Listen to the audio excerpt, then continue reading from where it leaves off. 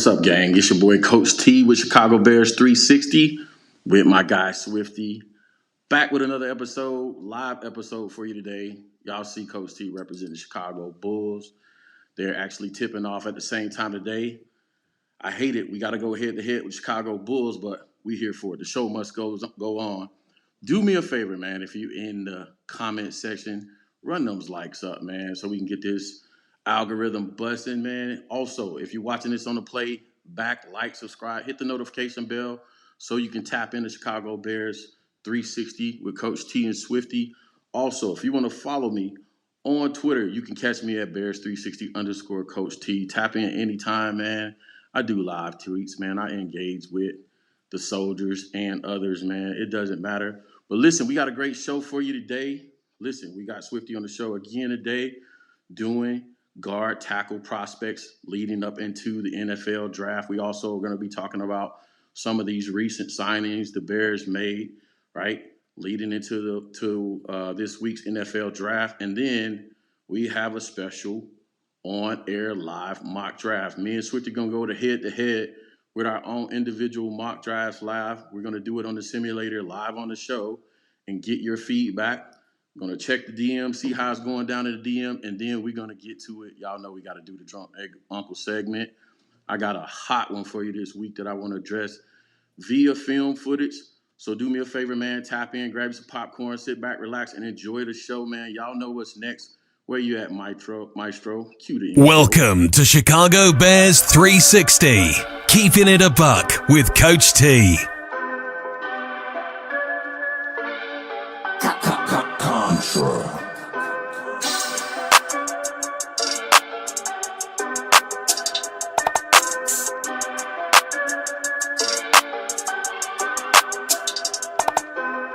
Life like chess, move to pieces, you know I roll in silence. On the road to them Benjis, I fill my teeth with diamonds. I'm high as fuck in the sky, you would've thought I'm pilot. I'm from Chicago, it get ugly, fill the streets with violence.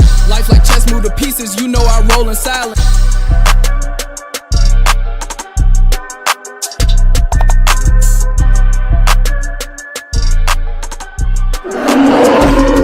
Past, present, future. We bear down.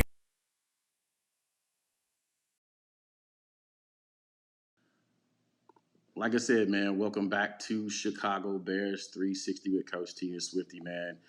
It's an exciting day, man. We have the live mock 2.0 for y'all today, man. So we're going to get into that a little bit later, man. Also, do me a favor again. If you are watching live on the playback, do me a favor. Run those likes, subscribe, notifications up, man. And also follow me on Twitter at Bears360_Coach T. Did I say that right? Bears360_Coach T. I got it right, man. Oh, no, man. So anyway, we represent for the Bulls today. Go Bulls. I'll be keeping track of the show or the score live during the show. Multitasking here if I can. But before we go too far into that, man, y'all know what we got to do next. We got to give a shout out real fast to all our field soldiers, man. Shout out to the field soldiers, man. You may ask yourself, man, what are field soldiers? It's a funny sounding name. It's a play on the name Soldier Field and Justin Fields. And we give a shout out to all our subscribers on YouTube. So let me get into it real fast, man. We got a lot of new subscribers to the channel this week. So I don't want to miss anybody. My man, Jonathan Baskerville. Thanks for subscribing to the channel. Nardo1475. Tia Terry. Hey, I know that person. MVZ Podcast. Shout out to MVZ Podcast, guys. Shout out. They reached out to me to do some work. We're going to do something after the draft together. Robert Knox, Joe Withers, In the Grass, R2D2 Productions. Shout out to you guys. Thanks for subscribing to the channel. Quentin Richardson, Victor De Jesus. Thanks for subscribing to the channel. Landon Birch. Let me get down here. I got quite a few. Chris Brindle, ANV, Brooklyn, NTY Pist. Bro, that's a little bit. I don't know about that. But shout out to you, dogs. One to Cats, Buck Long. I think I got you last week. So I think that's all the new field soldiers for this week, man. Listen, if you want to be a part of Field Soldiers, it's real easy, man. All you got to do is subscribe to the channel and hit those notification bells so you can join in, so you don't miss not one live broadcast. We do the show live on air every Sunday, 1 p.m. Eastern Standard Time, 12 Central Standard Time. We're going to do this leading up to the season, right? And during the season, we're going to have a live on-show broadcast during the games, so you can see the game through the eyes of Coach T and Swifty, man. So a lot of these thoughts, a lot of these takes I come up with sometimes during the show. I watch the game a little bit differently. I watch coverages. I watch protections, right? I watch how many numbers a particular team or our team is using in protection, right? 5, 6, 7-man protection, right? Kind of diagnose the game as it going, right? So as a coach, you never see the game again once you start coaching, and you can't shake it. So I allow you guys to see the game through my eyes, man. And then also I come back and still do the film breakdowns to provide some commentary, some takes based on what's going on. I'm very excited for the season because we have a new offensive coordinator, we have a new coach, we have a new defensive coordinator. So there should be plenty to break down. There should be plenty to be excited about. You should be excited if you're a Bears fans because we get a new and fresh start for our team. Not a whole lot of splash signings, but I think we have made signings to kind of fit the system in which we're building in Chicago. So if that's what you're looking for, do me a favor. Like I said, man, like, subscribe, to hit the notification bell, and we're going to do our best to provide you the best research, and we're going to marry that research with an X's and O's breakdown, film footage, and explanation as to the why. We try to use logic here on Chicago Bears 360 with Coach T and Swifty, man. Listen, I'm going to reorder the show a little bit, man, and I'm going to do something I normally don't do, but this is what we're going to do, man. We're going to jump into the Drunk Uncle segment right now. So if you're ready for it, man, tune in. I got a hot take for you, so let's do this thing.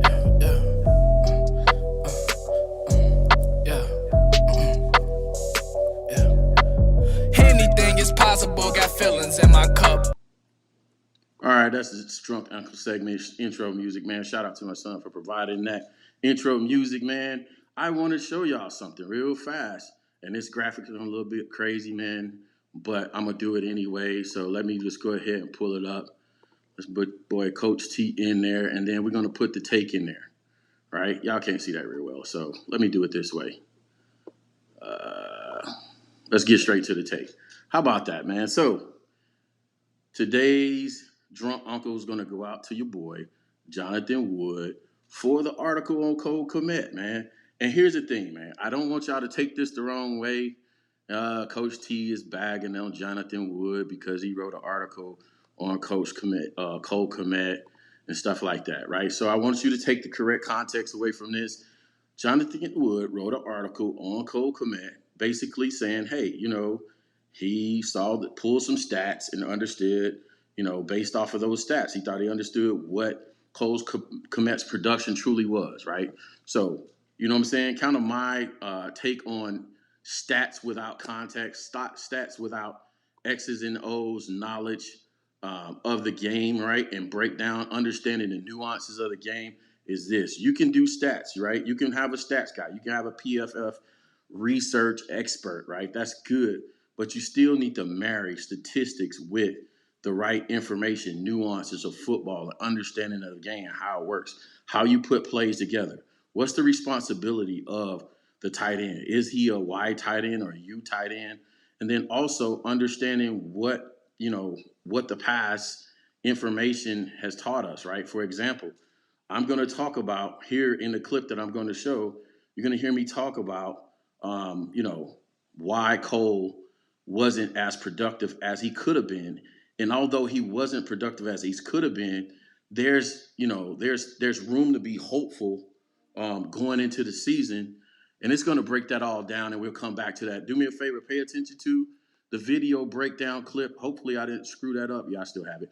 Pay attention to the video clip, and then if you have questions, go ahead and ask those in the comments, and then we'll circle back and answer your questions in a little bit. So let's get into this. Again, I'm going to be addressing this take here, right? The article was written by Jonathan Wood. We were signing him the Drunk Uncle of the Week. The article basically saying, you know what I'm saying, Cole was decent, not as good or won't be good as good going into the year or what of that. But this is a further explanation, and this actually adds more depth to what he should have looked at when he was writing the article. So let's get into it with Pay, and we'll get back to you. Hey, I want to provide a quick visual as to my explanation of why those Cole Kmet takes out there just don't jive with me from a football X's and O's standpoint, right? So the obvious thing is 5-man protection. We want to be able to block better in 5-man protection. The statistics out there is Cole Kmet assisted with 40% of pass protection plays, meaning he was either in pass protection totally, he chipped and or ran a delayed route at least 40% of his plays, right? So our goal going into the season, maybe if we could block with 5-man protection primarily at least 80% of the plays, then that cuts Cole's numbers in half. The amount of plays that he has to assist to about 20%. So imagine with 612 yards on the season, if he only had to block pass pro 20% of those plays, what happens with his numbers? The other factor in this is I want you to pay attention to how teams played us. And this was primarily throughout the season. Because we were so good in the run game, we saw single high safety and loaded boxes with 7 and 8-man boxes, right? So count the numbers down here. This puts another body, added body, in to help and assist with run with the run game. That's what teams were trying to prevent us from doing, right? So 8-man boxes to assist with the run game. But if we clear this up, we also know that this is the primary zone. The middle third of the field is where you want your tight end to work primarily, right? Yeah, he's gonna get some in the flats, but primarily you want your tight end working the middle third of the field. So that adds a body to the primary zone that Cole is going to be playing in. This is why we need another dog at wide receiver. That's going to force teams to play us in too high safety, right? So it'll be a guy here. We're going to do that. It'll be a guy here, this guy, but then that's going to move this guy right here back to this spot, right? And the reason for that is to force these guys to assist with speedy wide receivers over the top. No defensive coordinator wants to get burned, right? So whether they're in too high man or too high zone, that would be their primary responsibility to help with over the top coverage. So Harrison in this case would be moved back to play in this space. Too high looks, right? That's going to do two things for you. It's going to open up the run game for David Montgomery. Then also it's going to allow space for Cole Kmet to work underneath routes in the middle third of the field, right? So you can get him forcing the linebackers to get back and cover those areas that'll have to be vacated by an additional safety in the box and get them working underneath. That's the reason why, I believe Cole Kmet's numbers are going to go up, and why a lot of the takes out there, that are stat based and not football X's and O's based, are just not good takes. I think you muted, Coach. And there you have it. There's my breakdown. There's Coach T talking on mute again. But there's my breakdown and my response to the Jonathan Wood article on Cole Kmet. There's a lot of nuances to the game. You have to be able to factor in as well how much percentage of the time that Cole spent in pass protection, right? Somebody threw out the number of 40% of his plays he was in pass pro. The league average is 35. Even that 5% of plays still allows him about, 2 or 3 more targets, maybe 4 more targets per game. But overall, he still spends a lot of time and energy in pass protection, helping out our offensive line last year. So this is why Coach T always emphasizes O-line play and breaking down O-line play before anything else, because the offensive line is the engine, right, The offensive line is the engine to any offense. The offense is like a vehicle. If the engine is bad, right, or you only have 3 guys or 2 guys that can block 1v1 or 1 versus 1 on any offensive line, and then you have to help with 2 or 3 guys or 1 guy, specifically the tackles, right? You have to help a lot with a tight end or with a running back. That takes the power out of your offense. You're not able to move as well, like a vehicle, right? It takes a cylinder out of the offense. So you see how that works with that, right? So if we're able to get a offensive line that can block 1 versus 1 primarily, 5-man protection, right, for the majority of guys, about 80% of our plays, then we're freeing up the tight end or others to get involved with the play more often. And I also pointed out that in the primary focus or the primary zone that Cole Kmet would be working is the middle third of the field. And then we saw last year a lot of, single high coverage. Where does the extra man go when you go single high coverage versus two high? That extra man goes into the middle third of the field in the box to provide an 8-man blocks, and that clogs up the middle of the field, right? So when you're talking about football, you have to address the numbers first, the numbers advantage, and you have to address the fact that we're moving players from one area of the field, and we're providing numbers that create a mismatch or a disadvantage in the box, right? So 8-man boxes are going to be there to fill up and help out with the run, and then also they're going to help with protecting the middle third of the field, right? The middle third of the field and clogging it up. So that's going to affect your tight end play a lot of the time. So we jump right into that. That's my response to that. So Jonathan Wood gets to hold the drunk uncle for the week, but not in a derogatory kind of way. It's like, hey, you guys, listen, when you're doing stats, you need kind of more, you have to understand the nuances of the game. You got to understand more information, right? What's actually happening on the field. Like I do, and I use stats for a career, like for a living.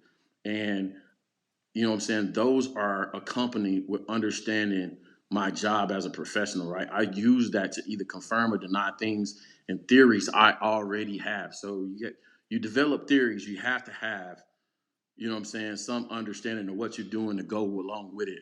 But listen, man, let's get into these player breakdowns, man. We got my boy Swifty on here. We're going to bring him on, and we're going to talk new players when we going into this. Let me get Swifty on board real fast, and we're going to get into this.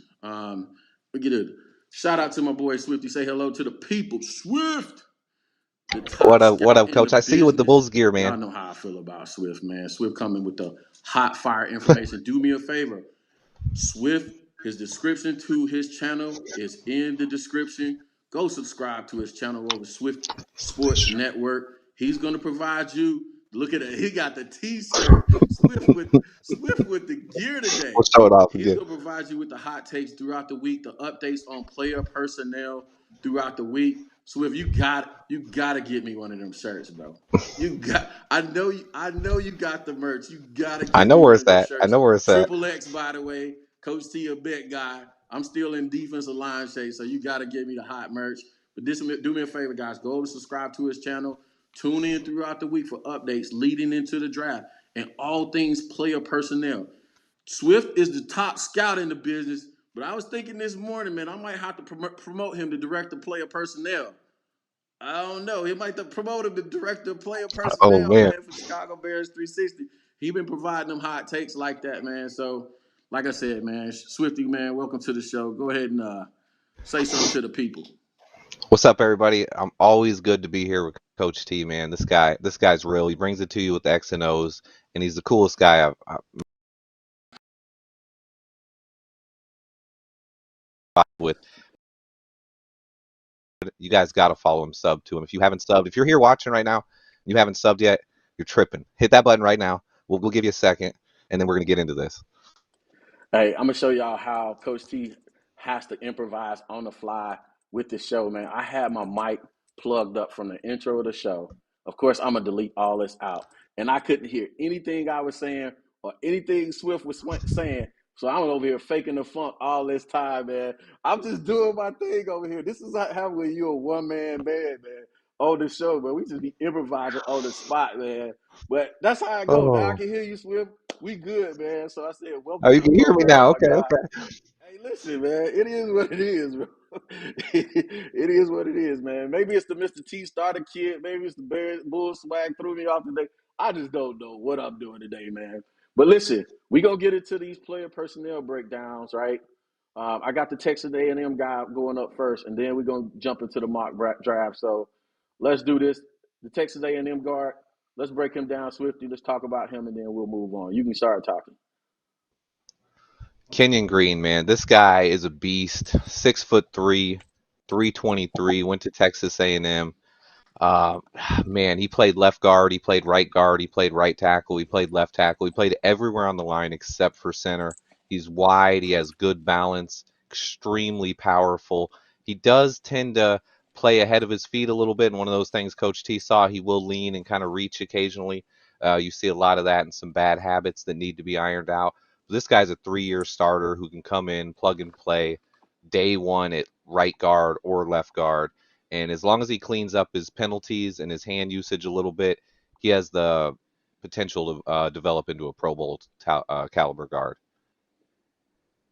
That's sweet, man. And yeah, you pointed out one of the things, man, that we kind of look for a core kind of breakdown and technique for offensive lineman, right? The way I was taught, you always go start from the ground up, so feet, hips, hands, right? All that is going to lead to good positioning for, you know what I'm saying, an offensive lineman, particularly in our guard. I think the system that we're developing, which if you watch my other videos, you should know by now, I'm going to mention a gap power system, right? Gap power is predominantly focused on making sure we can take advantage of moving players from one side of the formation to the other side and pulling, right? Pulling guards, pulling tackles, pulling tight ends, and even wide receivers and fullbacks, right? To take it, make a numbers advantage on one side of the formation, the other, right? To present like put defenses in a compromised situation. That involves guys, athletic interior offensive linemen like centers and guards like Kenyon, right? So if we can get a guy like this that we can move from one side of the line of scrimmage to the other, then it's going to be beneficial to a Luke Getsy system. The next guy we're going to break down, Swifty, is your boy Cole Strange. I'll let you get Cole into it, and then I'll Strange. follow up with you. Okay. Cole Strange, this is one of those guys where we talk about what people do at the Senior Bowl, and that's one of the reasons I use the Senior Bowl picture for a graphic here.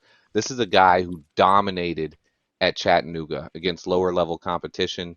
He dominated. So a lot of times when you see guys that go to the Senior Bowl and they stand out, and you're like, oh, this guy had an awesome Senior Bowl. But if it's a guy like one that I'm going to use here is Perrion Winfrey from Oklahoma.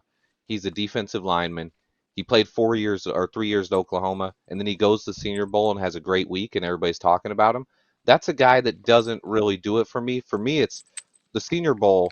You want to look at the guys who played against the lesser competition and then are able to come to the Senior Bowl and prove that they belong with better competition. And Cole Strange is that guy. I think he's flying up draft boards right now. I think he's going to end up going pretty high, but he was initially like a third or fourth round guy. I could see him going early second. I could see him coming to Chicago if the Bears see it and evaluate it. But right now, I'm 50-50 on that. I'm kind of going back and forth. This is a guy who he shows the technique, the hand usage. He's got the foot speed. His athletic score wasn't off the charts, but it was good enough. And he's a guy who can probably come in and play guard from day one as well. Yeah, and I think this is one of the guys that you turned me on to. I wasn't on to him early. I had heard some things about him going into the Senior Bowl, but after having a chance to take a look at some of the footage, I think he's a good fit for a gap power system. Definitely, he's going to be a pull-in type guy, athletic enough, uses his hands and hip, basically rotation, and his hand places are always in the right place. And what I like about people like Cole, right, that go to smaller schools, but then come into and perform at the Senior Bowl, those guys come in with a little bit of the edge. They feel underslighted, overlooked, right? So the kid out of INU, right, the tackle, guys come in with a bit of an edge and a little bit of the prove, right? And then they'll come into the league with that same mentality, right? They'll come in competing from day one. And if you kind of look at, I know this may go overlooked for a lot of our players that we've signed with the Bears this offseason, right? But if you really evaluate it in its whole, in its entirety, holistically, right? Every player that we've signed has something to prove, right? Versus us having a culture of guys coming in, feeling entitled. Yeah, this is my spot. I'm a 5-year starter at defensive end or linebacker. I have nothing to prove. No, we got a new GM, new coach, hey, new players. Over half of our rosters turned over, and everybody's coming in for the most part. It's pretty even across the board. Everybody's fighting for a spot. So with this team, you're gonna have to earn it. And guys like Cole, to me, are special guys that you can grab up, and they could come in, man, and earn it, and unseat some of those guys that's been in the league for a while. Let's jump into the tackles, man. We'll get into your boy from I believe Kentucky next. Okay. Let's bring it up, and I'll let you talk about him. Darian Kinnard, DK. I mean, you see it in this picture right here. I mean, this guy looks mean. He's big. He's 6'5", 325 plus. I think his weight can go up to 330 even. But he carries it comfortably. I mean, he's got a nice frame. He's got good footwork, good balance, good speed, good power. He played at different spots on the line. He played left tackle and right tackle, but he was pretty dominant at right tackle. Second team All-American, second team ACC. But I think in the NFL, most people are going to want to move him to guard. I actually think he has a chance at surviving out at right tackle, but this is a guy with a powerful upper body, powerful lower body, good footwork, and he can dominate players, blocks to the echo of the whistle, and has that power to finish blocks. I mean, you see him putting his guy on the ground a lot on tape, and that's something you like to see. He is a bit sloppy, but he has the physical tools to be dominant and to be a bully in the NFL, and that's something you want to see. So listen, I don't want to give away my hand in our mock draft that we're going to do live coming up. So stay tuned for that, right? We're going to do it live on screen. Swifty's going to do one. I'm going to do one. I'm going to screen capture it so we can come back and address it or look at it after the draft. But I believe Kinnard's one of those guys. I also have my eye on Daniel Faalele. If I mispronounce that, forgive me. Right, I got my eye on the guy out of Minnesota. I like him because he is a IMG product out of Bradenton, Florida. Very familiar with that territory of high school football and also IMG. And IMG products are professional athletes. Don't get it mistaken or misunderstood. IMG is pretty much a professional development league. They only take in guys that's going to the league that's going to do special things. I think he may be a little bit overweight for what polls may like right now. But if you watch his tape, he lose weight kind of like maybe Kinnard, right? They drop a few LBs to allow themselves to be a little bit more better conditioned, right? So they can play better going into the fourth quarter and then also be a little bit more mobile. These are guys that I feel like to come in and have an immediate impact for me at right tackle. I believe Tevin Jenkins can solidify the left tackle position for some time to come, but I feel like we need a guy to come in and compete and solidify right tackle. I think Faalele and Kinnard are two guys we can look at that can come in and compete. If they don't beat the guy out, they're going to push the guy, the incumbent. They're going to push him to be better to the point where we go into the season feeling like, all right, we're good. What do you think about that, Swift?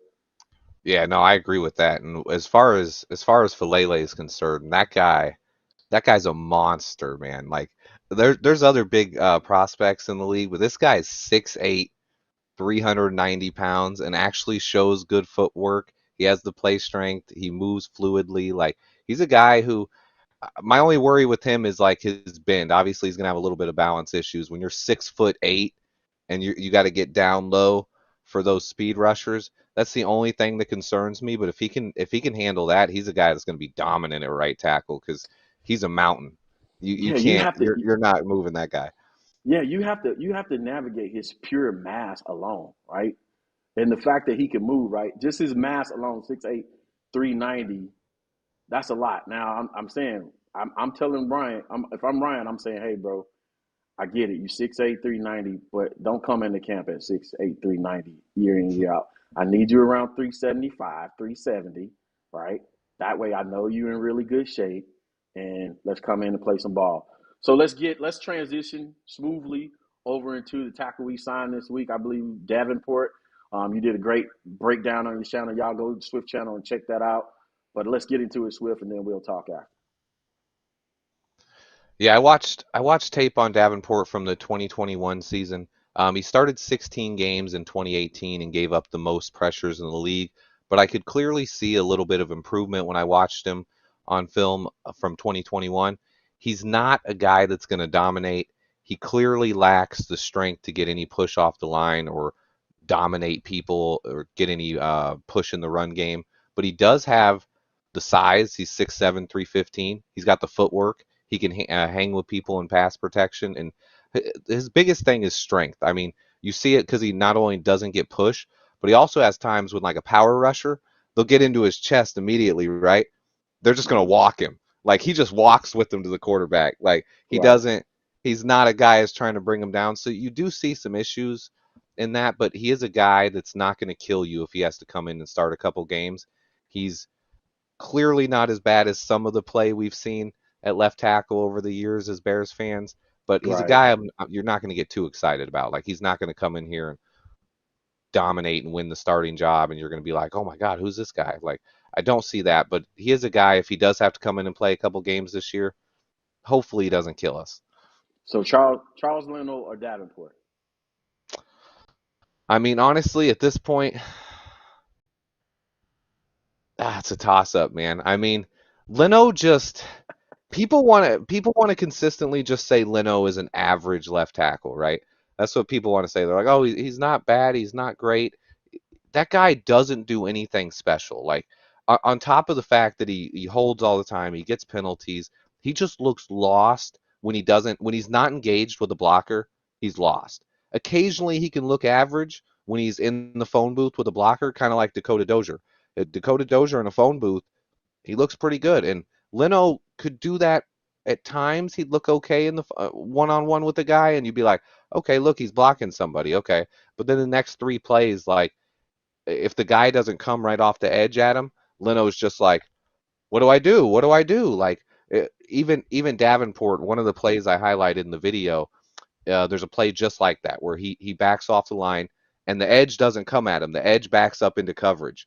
He Right. waits about 1.2 seconds. Like, it's so quick, and he immediately smashes the guy that's coming into Quentin Nelson. And Quentin Nelson can do his own thing. When he's with the Colts, Quentin Nelson was that left guard. He's one of the best Right. left guards in the league. He doesn't need help, but he just pancaked that guy for Quentin Nelson. And so I saw some things in his game that at least I think are what Poles liked, and Right. things that we didn't see a lot out of our old linemen. Even guys like James Daniels, I didn't see a lot of that. A lot of the high IQ plays, when a play breaks down and things aren't going X's and O's matching up, dead on.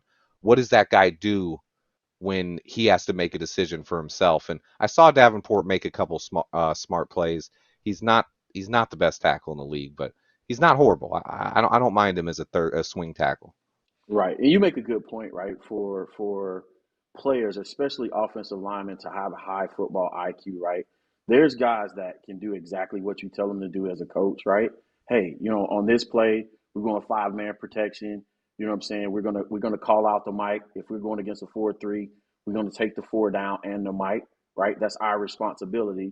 But you have to have smart football players. If your edge rusher, right, doesn't come, whether that's an outside linebacker or defensive end, what do you do, right? Are you smart enough theoretically where you understand enough of the offense to understand, hey, my guy just dropped off in the coverage. I'm in 5-man pro. I'm not just going to sit here on the island and do nothing, right?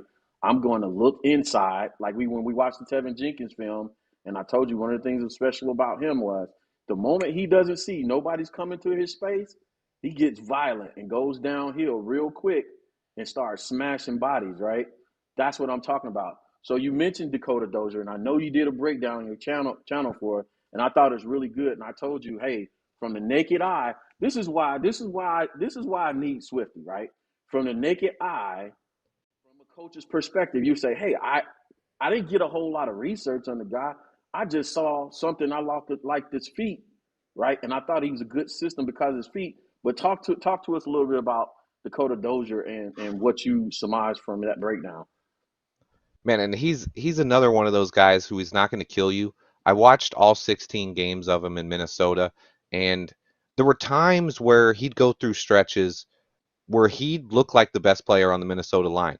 You could see it in the Green Bay game. He'd be matched up one-on-one versus Kenny Clark, the best defensive lineman on the Packers, and he would stick with him. He'd hold him up, and he'd do his job and block him for 6-7 plays in a row, And then the interesting part is, because this is what I wanted to see. I wanted to see how he would do when you get him on the move. And he does have the footwork to and the agility to be effective, but he doesn't know what he's doing when he's on the move, man. I saw so many times where he'd hit his own guy. He'd be coming from left guard and he'd be swinging to the right side, and he's supposed to go around the right tackle and hit somebody out there. Instead, he blocks the right tackle or the tight end and knocks them on their ass. And I'm like, right, what are you doing? And then you see him also when he gets to the second level, he has good hand placement when he's in the box, right? When he's in a phone booth one-on-one with the guy, his hand placement, footwork's good. And then he's on the move, he's in the second level, and suddenly he's grabbing people by the neck. He's grabbing at people when he goes by them. Like, he's doing these weird blocks, he's lunging. He's falling down. He's stumbling. It's just I'm just like, what are you doing, man? Is something when he's on the move, it's just not there. I don't know if it's his IQ or if he just he's too clumsy. I'm not sure, but something when he's on the move, I'm just like, ooh, it's not I think great. I commented on your video, right? And I think that's a common thing with a lot of young, inexperienced offensive linemen. They're so used to playing with the group, right? 5 guys up front, whether it's tackle or guard or center, right? And they're so used to working within a phone booth. A lot of them, if you get them in space, they kind of panic, right? It's not that he's not a good player in his position, but you get him in space, especially a lot of those interior offensive linemen. You get them in space, and they kind of panic. And again, if you don't have a lot of football experience or football IQ, what happens is it goes back to coaching a little bit too. If you only been taught exactly what to do in perfect scenarios, right, then you're going to be lost when things kind of go off script a little bit, right? In the case where, you're taught to block 4 down in the line, Mike, right, 5-on-5, right, and a guy doesn't come. You have to be taught, hey, when the edge doesn't come, you smell something awry, you look downstream and you go to help a fellow offensive lineman out. Same thing in space, and I mentioned this in the comments, right? If you're pulling around the edge, right, and you come on the other side and you're in space and you're going against a smaller linebacker, faster, quicker player, right, whether it's a linebacker, safety, or corner, you have to run to the person within a yard or two of the person, break down, run your feet, and get yourself back in a good football position and block as if you were in the interior offensive line. So get to the space, square up, run your feet, break down, and then try to get back to that good football position where you can explode through the person, run your feet, and get yourself a good block. And you don't have to pancake them. Just get in the way enough for the running back to make a play, make a cut, and make a big play. So I thought that was a great breakdown. It was a great point that you made. And then one of the things that I didn't think about that came out from your breakdown is this. Just the pettiness of a GM to recruit or scout a player that's good against individual players. The guy out of Green Bay, what's his name? The interior defensive lineman? Kenny Clark? Yeah. Kenny Clark is really good to me. So if I find a guy he might be bad at 100 things, but he owned a guy like Kenny Clark, hey, come in, let's have a conversation. Because maybe I can coach you in the other stuff. Yeah. If he owned Kenny Clark and Akeem Hicks, come in, let's see what your deficiencies are. Let's see if we can coach those areas up and we can get you or make you good enough to be able to fit our system. That's one of the things that came out from the breakdown that you did for me. So real fast, let's jump into this wide receiver. I think it's real quick. I just wanted to make a one of the points that was something you said there about the difference between Davenport and Dozier was Davenport did do a good job of putting his body in the way. Like he wouldn't always block the guy and hold him, but he would get in the way and like he'll even walk with them, kind of dance with them. Yeah, That was one of the things he did. Dozier, he has the footwork when he's on the move, but like you said, when he gets to somebody, he forgets everything. All his technique goes out the window. Like he comes around the edge perfectly fine, but then when he gets close to someone, all of a sudden he's heavy-footed, he's yeah. leaning, he's stumbling, he's grabbing, he's reaching, he's grabbing people's jerseys, and it's like, ooh, okay. So And that's something I think could be cleaned up, but I don't know. At the age of 30, it's like, okay, he's clearly never going to get better, but maybe just don't pull him that often, right, and right. he'd be Yeah. fine. And that's the difference between good guys and great guys, right? Great players. I'm thinking of running back as you were saying that, right? The good running backs, they know their assignment. They know, hey, pro left eye, 37 power on one, right? They know, hey, I'm going through or 35 power. I'm going through the five hole, right? I'm jab stepping and going through the five hole, blah, blah, blah, blah, blah. The great players know, okay, they study offensive line play. They study fronts. They study where people should be when. Hey, I know I'm blocking. I know the offensive line is blocking down, the fullback is kicking out. I got a guard pulling. So I have to be patient, right? Jab step, be patient, follow the guard into the hole. Okay, I'll expect that linebacker to be taken out, but I expect in single high that the safety is going to be coming from this angle. Like you study the level of depth of it, right? So you will know when your cut should happen and all that other stuff. Getting down the rabbit hole on that, but yeah. So let's get into your wide receiver, man. We signed here out of I think he played primarily his time in Seattle. I think that's Moore. Seattle. David Moore, man, this kid, I like him, man. He's good. He didn't play last year, but he had 13 touchdowns the 3 years before that. He's built like Debo Samuel. That's one of the things I said. Like, if you look at his frame, like, he's Debo Samuel. He's 6 foot 220, exactly the same. He's got good hands. He's got 4.3 speed. Obviously, he's not as talented as Debo. Let's not even get into how crazy that would be. But this guy is a good player, and he's a great number 3 or 4 wide receiver. And I think right now coming in as our number 3 wide receiver who can play the X and can go up and get balls and be a possession receiver. Like, this is a dangerous guy that I think Justin Fields are going to love, because Russell Wilson loved throwing the ball to him downfield. He's one of those guys that the longer the play goes on, and if the quarterback can buy a little bit of time, then that's what Russ would do. Russ would buy a little bit of time. And next thing you know, David Moore, who may have just ran a curl route and had stopped and was chilling with the cornerback, all of a sudden he's flying downfield wide open, and Russ is like, hey, chuck it to him. And that's what a couple of the touchdowns I saw in David Moore's, they weren't designed deep plays. He had ran an out or a curl or a slant, and Russ had rolled out, and he just heads up was like, I'm gonna take off. There's a bunch of open. I see a bunch of open territory over there. I'm going. And Russ would get it downfield, and a guy like that, Justin Fields is gonna love something like that, because Justin loves throwing it downfield. So he's a guy I think So fits pretty well. no, I was saying I was going to say I like that, and it sounds like we're bringing in high IQ guys that fit a certain kind of build. One of the things I noticed this week was with these two particular guys, Moore and the cornerback, is you know we actually signing players that they actually look physically imposing, right? They look like they're in good shape. They look like they're in good football shape, right? So you can use them in different ways, right? What do you think more lines up, right? More in the slot or split out, you know, in space? I think I see him more coming in 3 wide receiver formations and playing the X. Hmm. This is something I've been a little back and forth on, and I kind of wanted your thought on it, because I think in 2 wide receiver formations right now, I think currently if we were to line up right now, I think Pringle would be the X. And Hmm. Pringle he is 6'1", 200 pounds, so he's pretty physical as well. And like you said, he's a guy you don't want to run into in an alley. So I think he would play the X in the twos, and then when we go to three wide receiver formations, that's when Pringle is going to slide down in the slot, and David Moore is going to come out to the outside and play in the X. Yeah, I think the primary play you see a lot of times in it, I think 12 personnel, 13 personnel.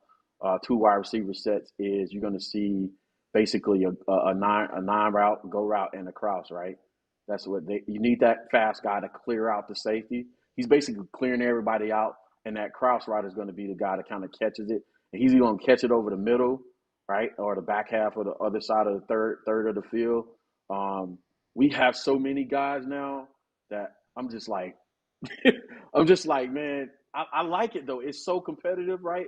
And it's easy for me to say, yeah, Byron will probably be the guy, but you have to have enough speed to get across the field.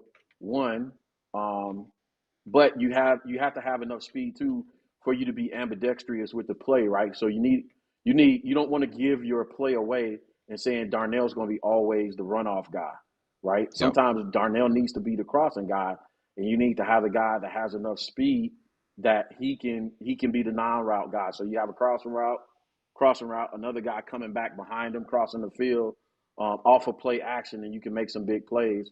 I like Moore's build just off of looking at him. I like his build to put him in the slot, and if you're going to use him as a diet Debo, I'm thinking jet sweeps. I'm thinking quick screens or hitches, right? Yeah, any of those screen plays, you get him the ball, he can get chunk yards. Yeah, he can break tackles. Like it's stealing, right? When it's stealing stats.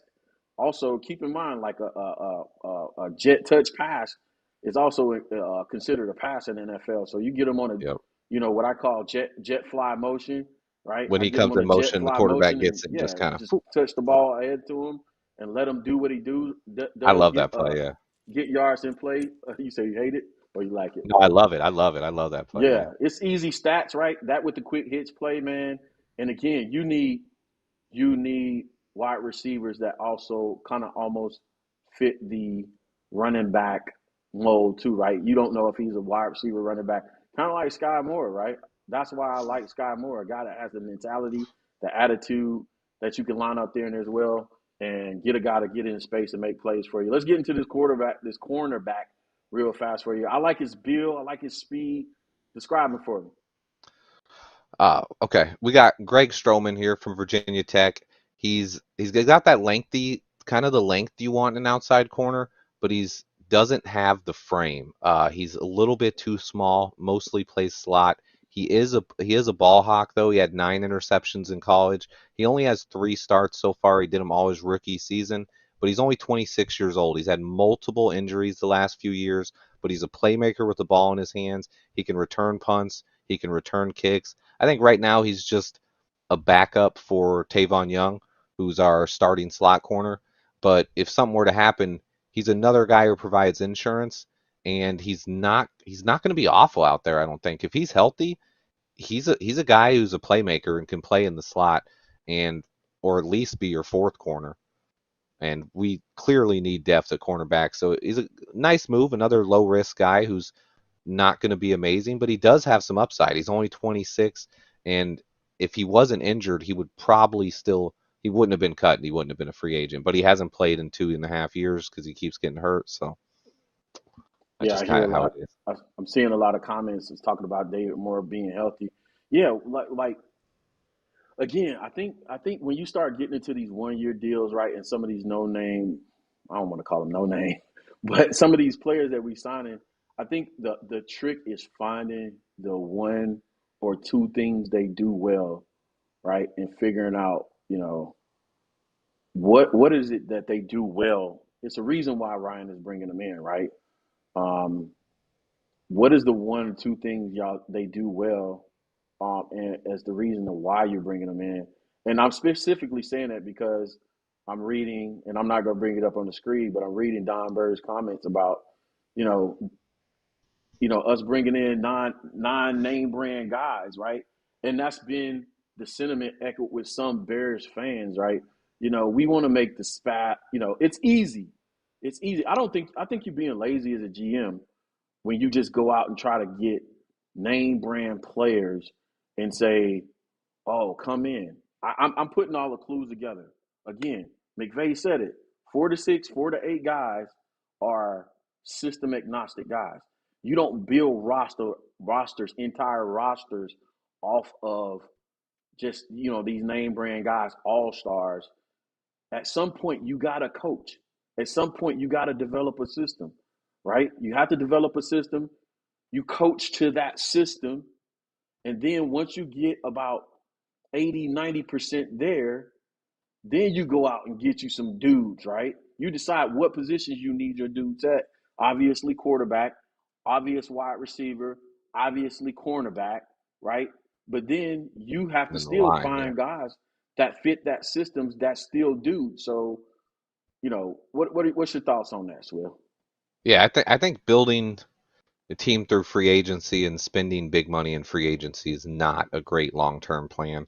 I've seen charts of it. I put one in one of my earliest videos, but the correlation pretty much goes the teams that spent the most money in free agency the last 10 to 20 years have the least amount of wins. It's not part of it is there. It is two-factor because obviously the teams that have quarterbacks are going to pay their quarterbacks more money and spend less in free agency. So the teams without quarterbacks are the ones that's going to spend more. But clearly that's another thing is then you're competing against the bad teams that don't have quarterbacks that are going to throw money at these guys. And you just never see teams build consistent winners in free agency. And even people that want to use the Rams that want to say, oh, they say F the draft picks, they trade all their draft picks. Something that people don't look into is the Rams have stockpiled those late round picks. They've traded their first, they trade all their first round picks, but guess what? First round picks are 40% hit rate anyway. So what they're doing is actually smart. They're getting rid of those first round picks, bringing in proven talent like the Jalen Ramseys and the Odell Beckhams and the guys they're trading for, the Von Miller. They're trading their first round picks for proven talent, but then they're using their second and third round picks to trade down and accumulate more picks. And even though they haven't had any first round picks, they've had the fifth most draft picks in the entire NFL the last 10 years. So they're a team that, and a lot of those guys they drafted, Cooper Kupp, Aaron Donald, those are guys they drafted, Robert Woods. They built that team up through the draft initially, got to the Super Bowl with Jared Goff, and then we're like, sorry, Don Burr, Jared Goff's a bum. We got to trade him. And they went out and got Stafford, and boom, look, they won a Super Bowl. And that's how it is. But they built there through the draft, and Right. then they acquired the other pieces they need, the missing pieces. But I just never think spending big money in free agency is a good move. And you see, the Bears were in the top 5, the most free agency money spent the last 10 years. But guess what? We weren't getting a lot of wins for it. I mean, it was helping us stay competitive some years when we probably should have been worst in the NFL, but we spent all that money in free agency, so we go 7-10, But was it worth it? Probably not. We probably could have had a worse season and then got a top 5 draft pick the next year and been better off. But I think the that's thing just you my said take. that's important is long term, right? So this is Hmm. not basketball, right? It's not you draft a guy and we're playing with 5 people and those 5 people play offense and defense. We got a total of 13 players on the field. We have to fill out a 53-man roster, right? So build through the draft. First of all, decide what system you're going to run. The system is most important, right? What do you want? What is your offensive philosophy? What is your defensive philosophy? What are you doing on special teams? Right? Build through the draft. So draft guys that fit specific roles within that offense and or defense, right? And then decide where your system basically has value at, right? So your system values players at this spot, right? That have this certain specific skill set. Now, if you start talking offensive linemen, particularly interior offensive linemen, this is just my opinion, right? Guards and centers in a gap power system, particularly guards. Let's just talk guards. To me, those guards can be found in the third and fourth rounds, right? For that particular system. So you have to look at it holistically, man. I'm a jump into this. We're gonna do a couple comments from the DM section, and then we're gonna jump into this mock draft. So y'all know I'm trying to have to pull this off so I don't get flagged again this week. So let's do it. Goes down in the DM. It go down. It go down in the DM. It go down. It go down. That's all you getting from me today. I'm not trying to get flagged today. I'm not trying to get flagged this week because it takes hours to clean that film up, right? To clear it up It does. It does. in the video edit, man. So Listen, man, let me drop this screen because I'm going to address this. My boy Michael Everhart said I was sharing the idea that the Bears would run gap power, and I was told I didn't know what I was talking about. Listen, here's what you're going to get, Mike. I'm going to tell you right now 99% of Bears social media and DIY media are not even mentioning gap power system. Why? Right? And I'm going to talk my noise right now because they don't even know what it is. That's the brass tacks of what you're hearing. They don't even know what it is, right?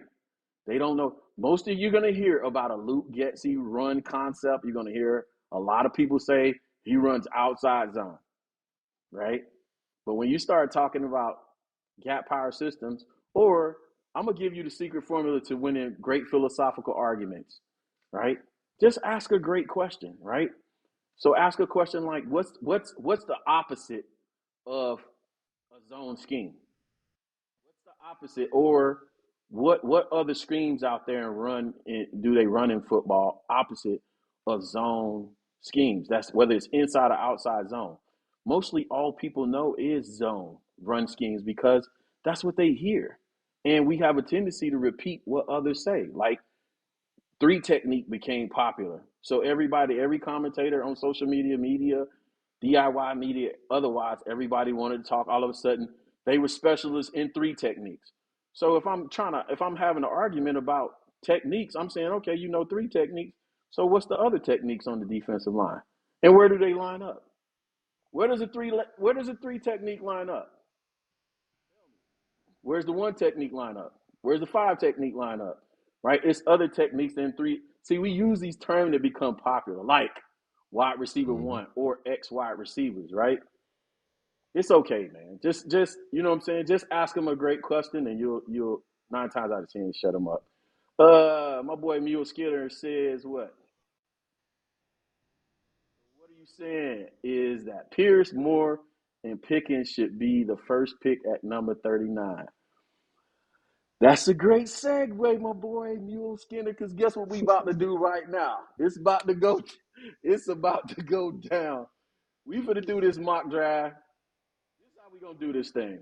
Great segue. Great. Appreciate you adding that, Mule, adding that commentary to the show and allowing me to use you to segment into this next section. Let me set this up for us, man, so we can pull this thing off real smooth. I'm jacking it up, but what you got to say, Swift, while I'm setting this thing up?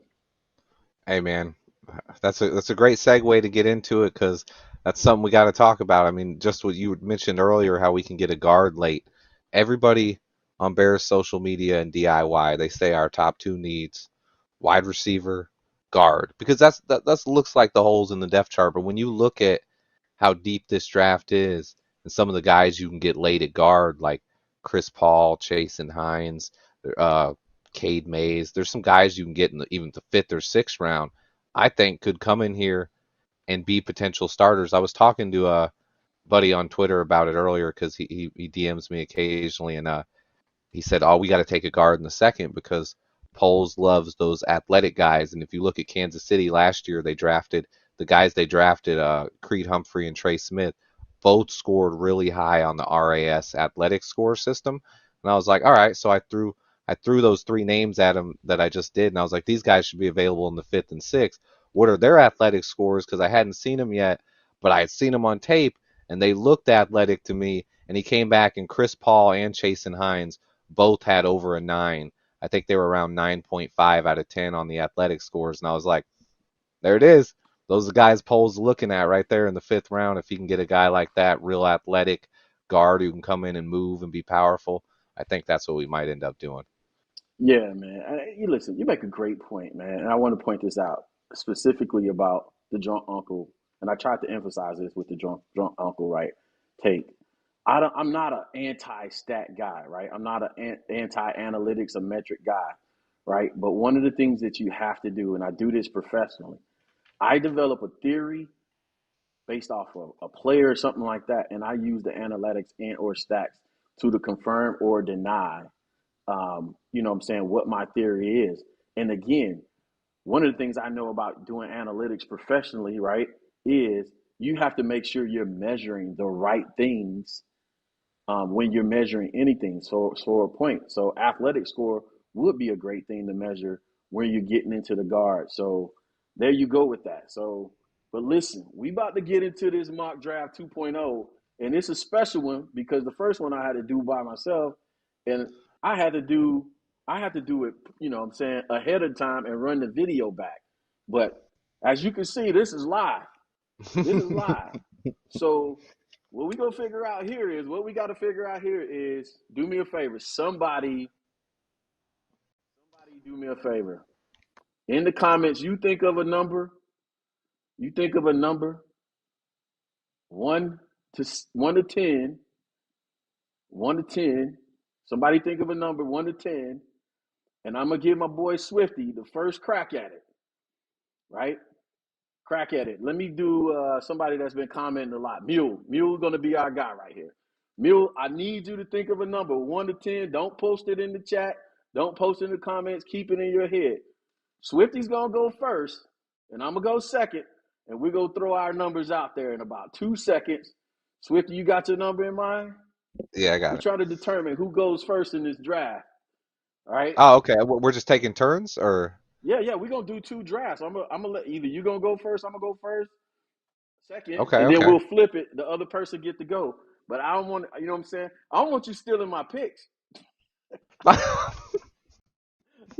don't want you stealing my picks, dog. Hey, we could have did a 2-man like Poles and Cunningham here, man. But no, yeah, whatever you want to do, Coach. I'm good. I got my number. All right. Here we go. Hopefully Mule got a number in mind. What's your number? 7. Always 7. I'm going to go with 5. Mule, let us know what the number is, Mule. We have the comment participation in the comments. Mule is my guy. What's your number, Mule? I hope Mule didn't leave and go and watch the Bulls game. He said, that would I'm be out. bad. I'm watching the Bulls game. Yeah, Bulls game's on right now. What's the number, Mule? If Mule don't comment, man, we're gonna have to paper, scissors, rock this thing or something. We're just gonna go. Mule didn't even know he was gonna be part of the show today. Oh man. Somebody threw 7 in there ahead of time.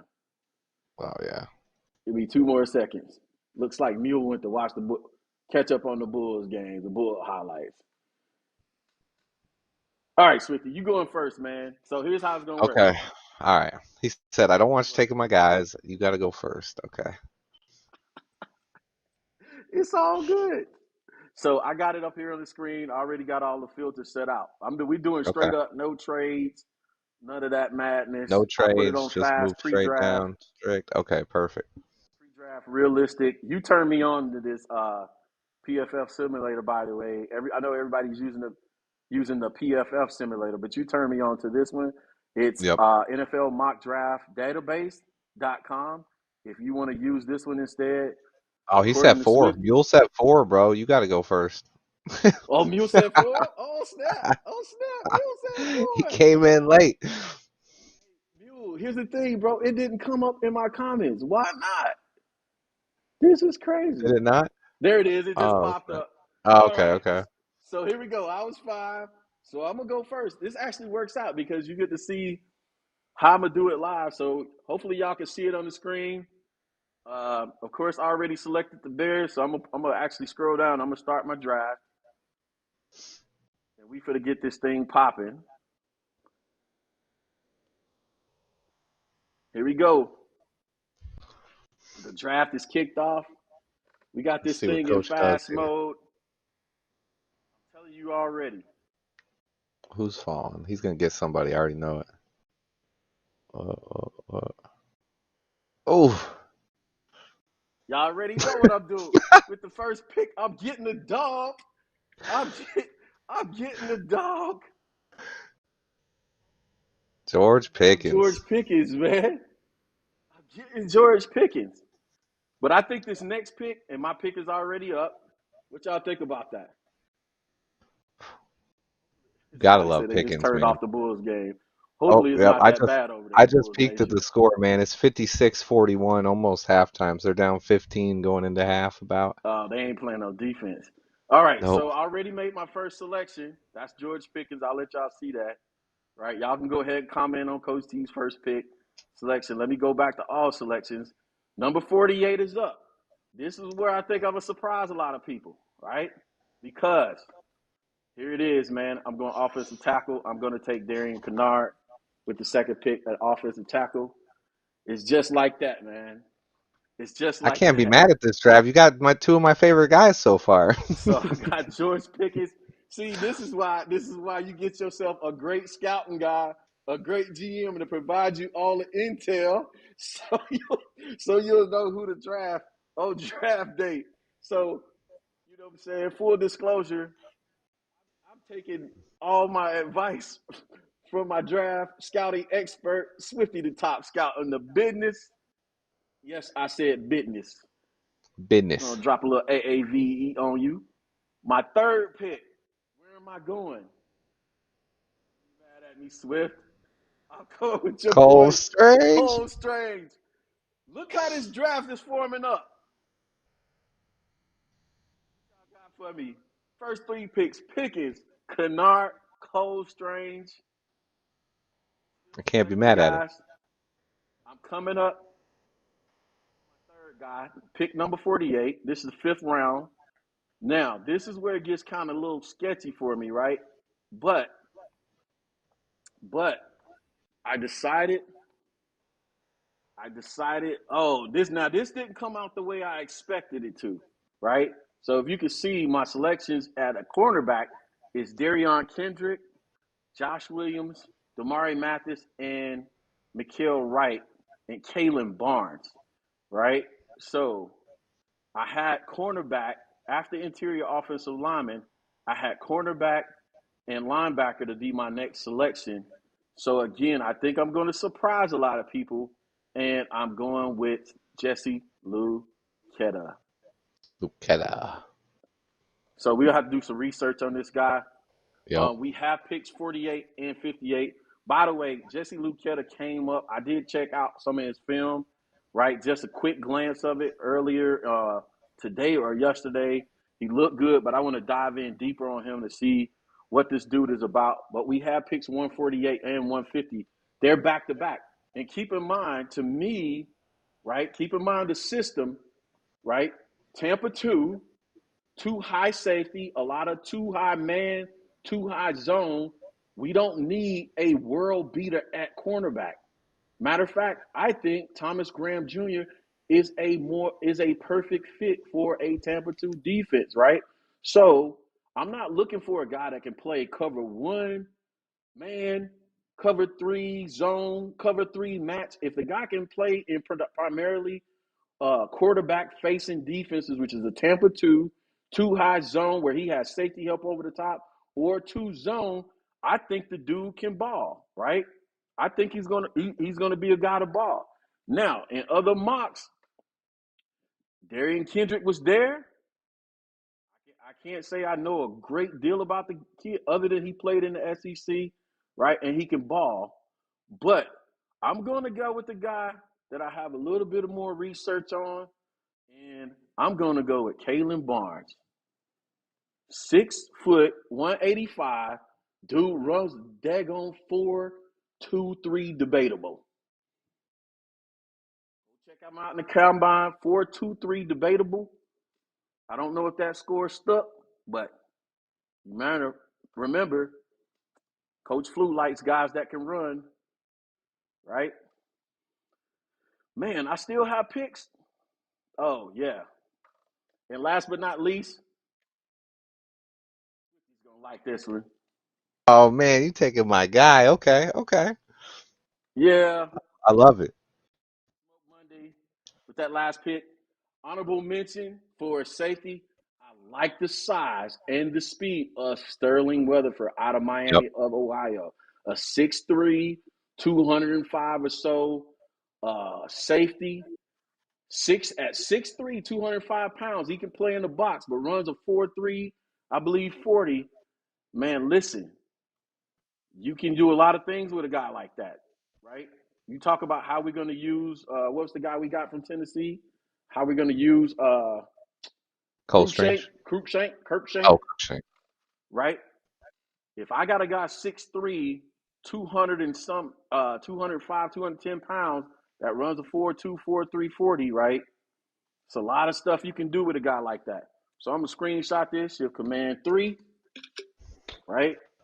There's coach's draft. I got George Pickens, Darian Kennard. I'm moving Darian Kennard. Argue with whoever you want to. I started to be real offensive right there.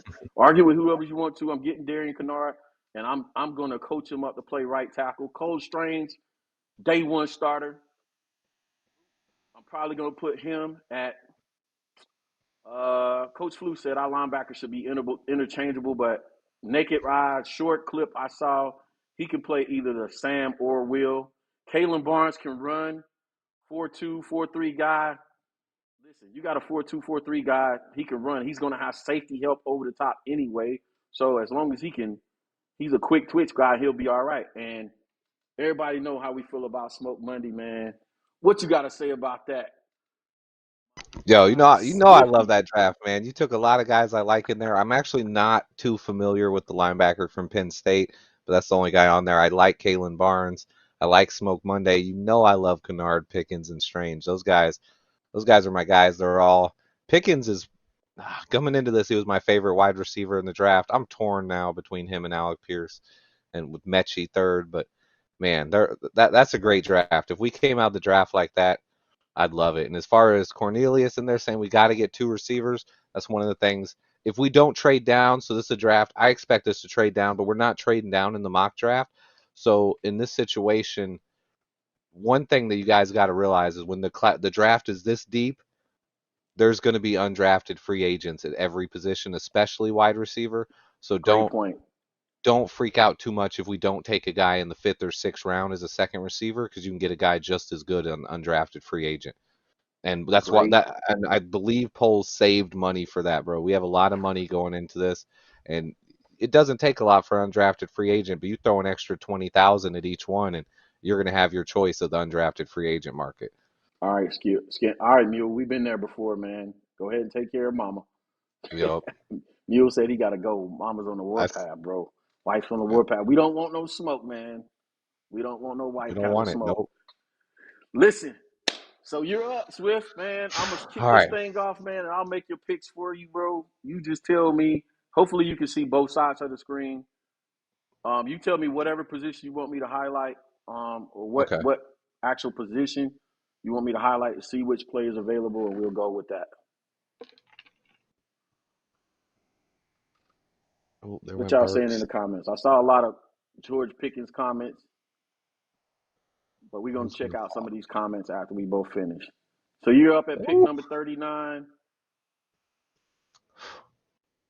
Okay, scroll down a little bit. I gotta look around before I make a decision here. Go down. Can you hit? Actually, I already know what I'm gonna do with my first pick. All right, I'm gonna go off the board a little bit here. We're gonna go with the guy in rank number 43 right there, the defensive tackle from Houston. This guy is built like Arik Armstead, and he is prototypical nose tackle. And I think if he's there, same with is the UConn guy still there too? Did I see Travis Jones right below that too? He's another guy. I think he's a little too big to play but either way, I think nose 3 technique is gonna be very possible with all 3 of our first round picks. And this guy right here, Logan Hall, I love him. Let's go ahead and let's send that card in. Let's see what I can do starting off with him. I did not see that coming, Swift. I know it. I did not see that. I had to throw a surprise in there. All right, let's see what we got here. Okay, if I come out like that, click on tackle for me. OT. Let's see who's a tackle. Both of our guys are there. Okay, we got Falele and Kennard.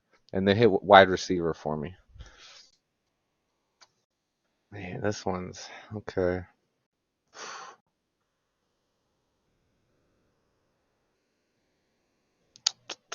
We got the Jeopardy music. Y'all let me. I know, man. I'm looking at Mechie, but I'm looking at Mechie, but I think I'm. This one's tough, man.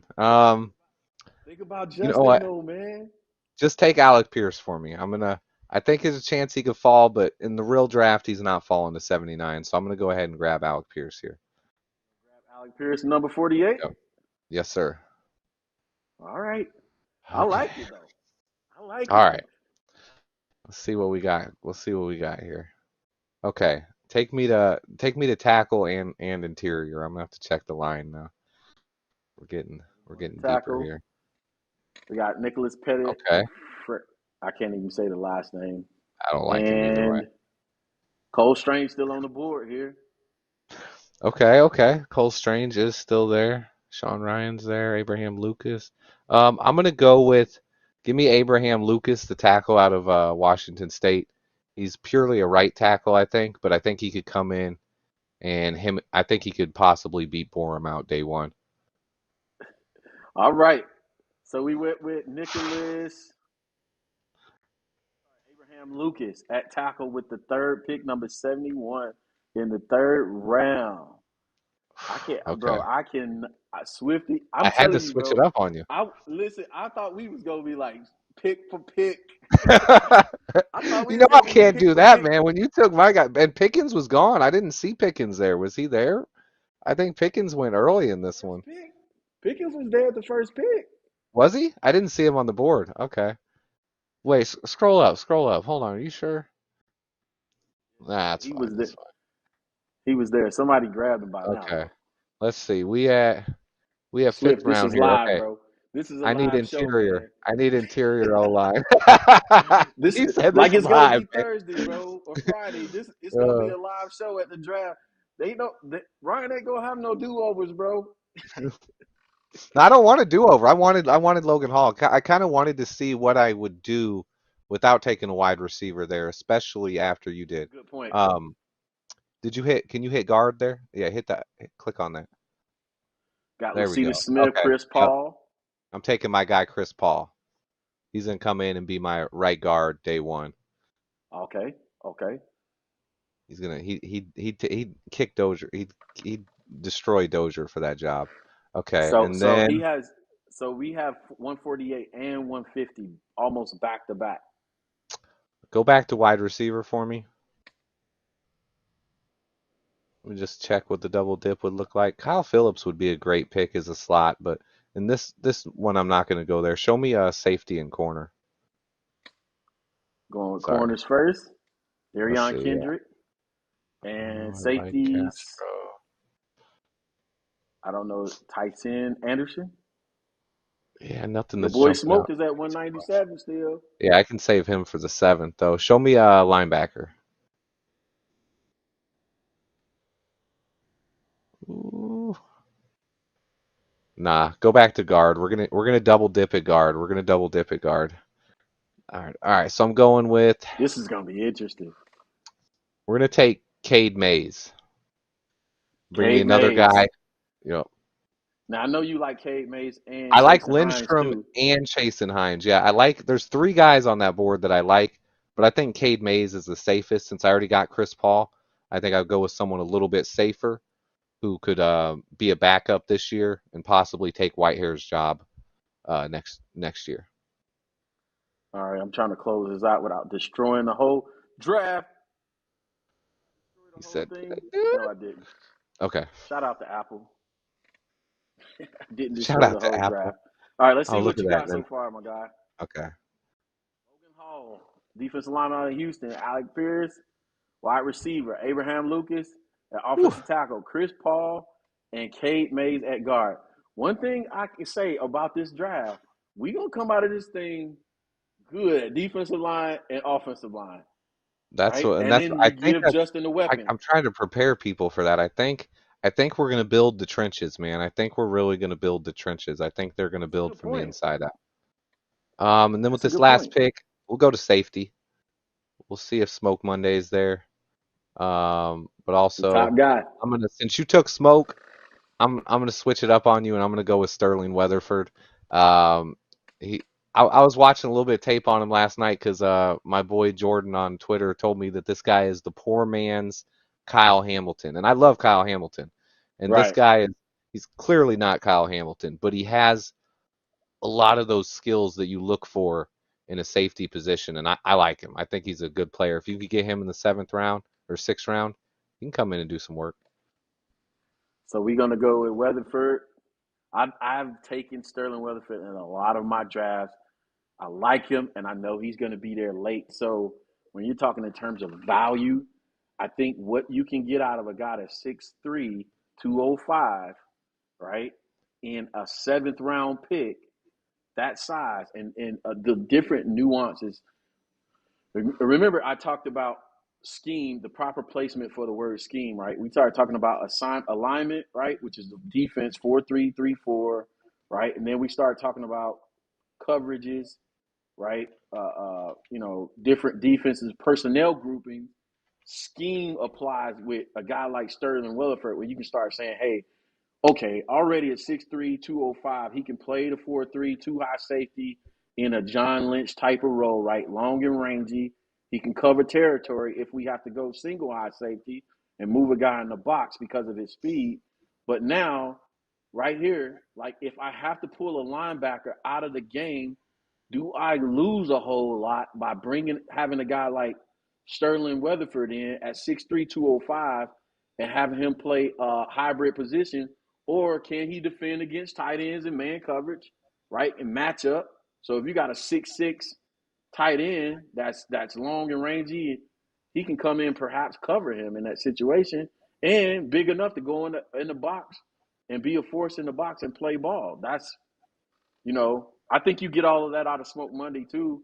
But what helps with that is Smoke is just proven in the SEC schedule that he's a dog, man. It's just, I love Smoke, man. you get the added benefit of just a guy that just proven himself that from the snap of the first ball or the blow of the whistle, he gonna make his presence felt. So it's like that. Let me pull this up, man. I'm finna screenshot this because we're gonna take a look at this after the draft and hopefully get some laughs out of it.